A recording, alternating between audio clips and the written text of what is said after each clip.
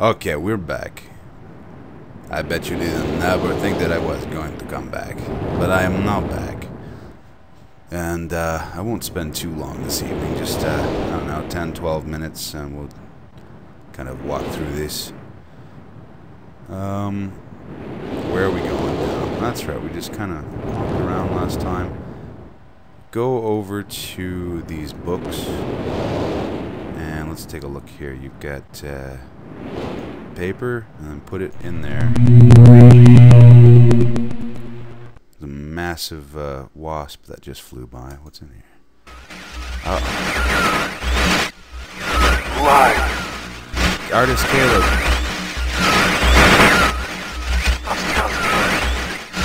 Hello? Bring me already.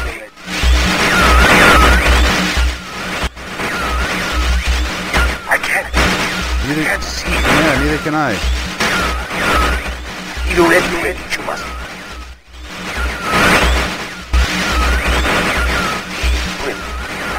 Make a bring. Shh.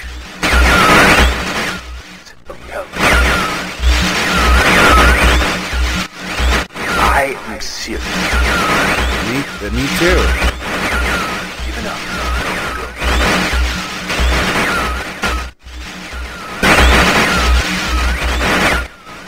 There is one thing I need to rescue.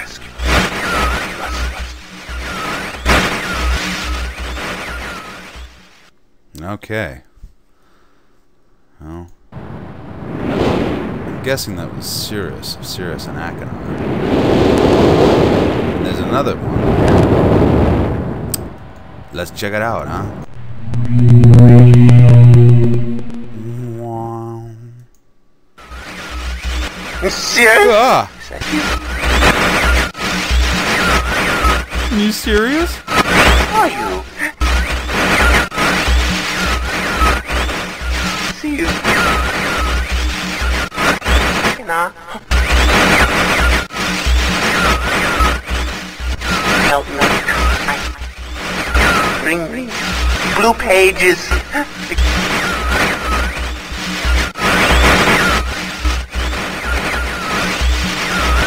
Never. Pages.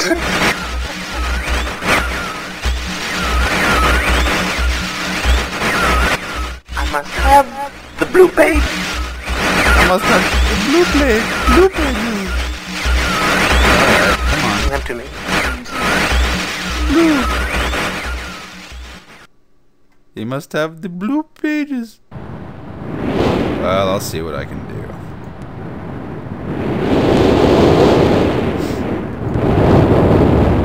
Alright. Then we'll take a look at the library. Oh my gosh. Yeah, this is gonna take us a bit. Okay, here we go. I've called this age Channelwood, and it is a very different world. Though it is exactly how I imagined it, it is still amazing to see it with my own eyes. Water covers this age as far as I can see. Can you hear me okay, or is that wind like way too loud? Here, hang on. Well, I hope you can hear me alright. Anyway, it covers the stage as far as I can see, except for a small rocky island. Elsewhere, there are only trees which grow directly out of the water. A myriad of thin wooden passages are built just above the water and disappear into the forest.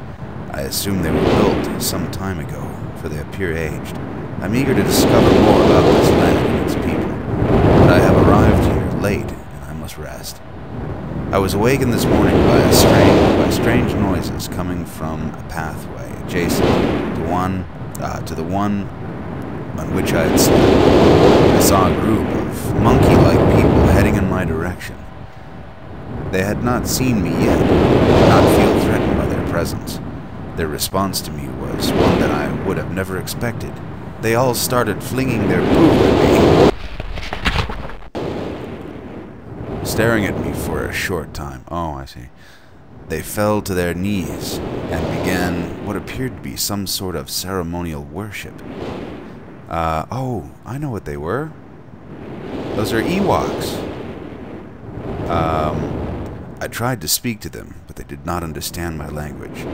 Instead, they indicated through enthusiastic hand motions that I was to follow them.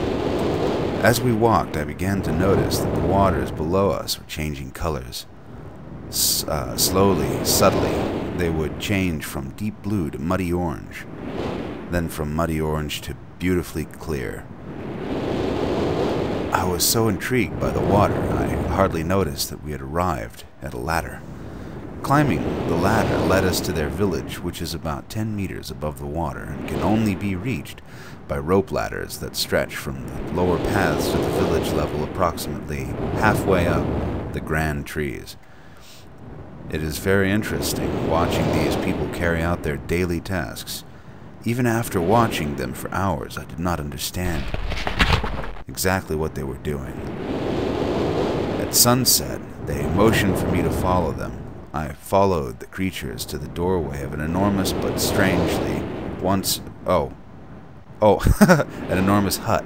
Strangely. Why is that capitalized? Oh well. Once inside, I found that the hut appeared even larger than it had from the outside. The walls were garnished with bright metals. In the center of the hut sat the leader of these people. At least he appeared to be their leader, for he sat a meter off the floor in a thick throne. Guards surrounded the strong creature, who was dressed in many exotic, colorful fabrics. Next to the leader sat a very old human. At least to some extent he appears human.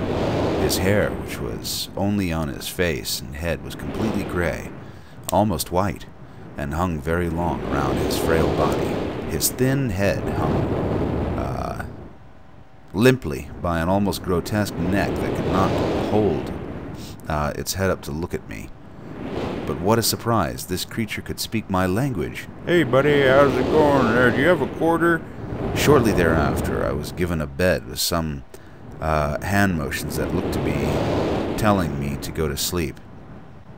I look forward to learning more. As I suspected, the ancient creature is a human, but he is old beyond his own reckoning, and seems almost insane. However, the tree dwellers almost revere him as a god. They are treating me now in the same fashion, which makes me feel very uncomfortable. I'd rather be treated as slave scum. It is almost impossible to understand this old man. His voice is feeble but wild. Hey buddy, woo! He has adopted much of the language of the tree dwellers. He himself told me he had not spoken our own tongue in ages. He attempted to explain to me the history of this place. The following is my best translation of what he has told me.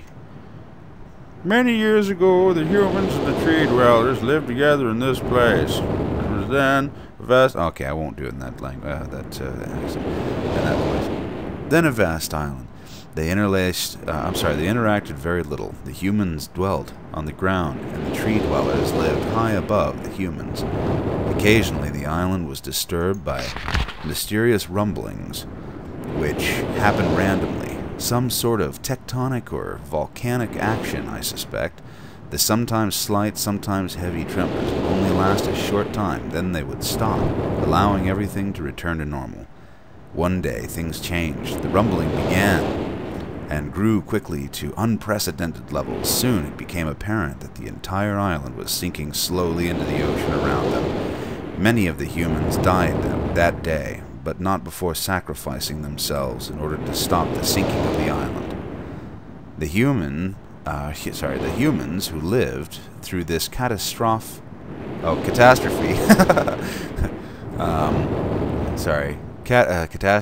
moved into the trees, where they gradually died out, maybe because they were unequipped for such an environment, but I am not sure. This is the story the old man communicated to me. Although many details are very unclear in my mind, I am especially confused as to how the humans saved the island from completely sinking. In fact, I doubt the accuracy of that part of the story. The island must have stopped on its own. Yet the old man believes in the truth of the story as if he had been there, and the tree dwellers worship him, and apparently all humans, as if they were, they were heroes or gods. The old man ended our conversation today with an event which I will never forget.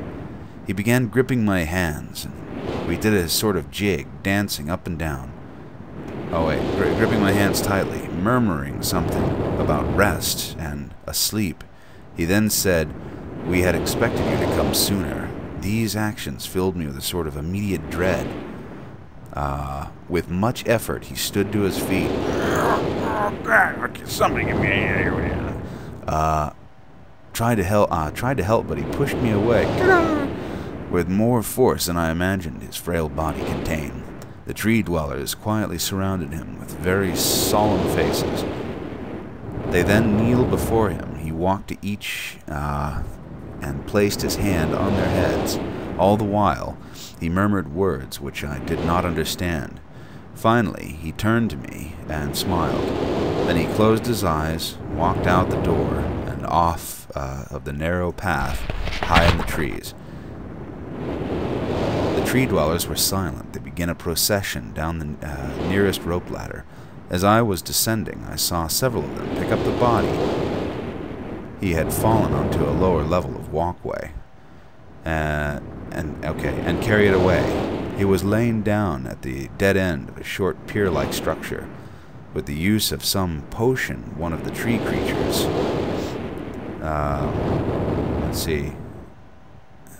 lit the pier on fire, and I watched as the flames engulfed him. Okay, I better stop it here so I can record. It's a bad time to do it, but I don't got no choice.